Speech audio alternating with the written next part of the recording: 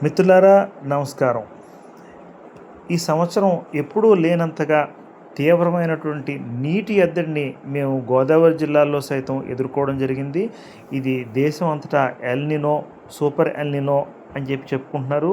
So దానివల్ల పూర్తి స్థాయిలో వర్షాలు లేకపోవడం, అలాగే కాలువ నీరు సరిగ్గా అందుబాటులో లేకపోవడం వల్ల ఇంజిన్ పెట్టి తోడినా సరే వ్యవసాయం చేసేటటువంటి అవకాశం లేదనేటటువంటి ఒక అపనమ్మకంతో మేము వ్యవసాయ పనులు ఏమీ కూడా ప్రారంభించలేదు.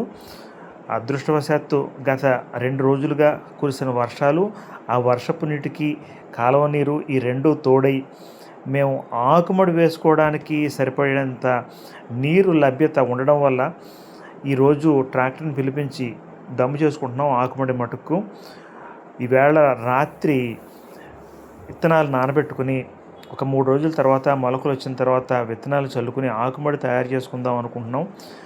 భగవంతుడి యొక్క అనుగ్రహం, మీ ప్రేక్షకుల యొక్క ఆశీర్వాదం ఉంటే ఈ ఆకుమడి బాగా వస్తే, అప్పటికి పరిస్థితులు అనుకూలిస్తే ఊడ్పు ఊడ్చుకోవాలని చెప్పేసి అనుకుంటున్నాం.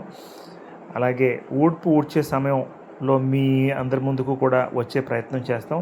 అంతవరకు ధన్యవాదాలు. నమస్కారం.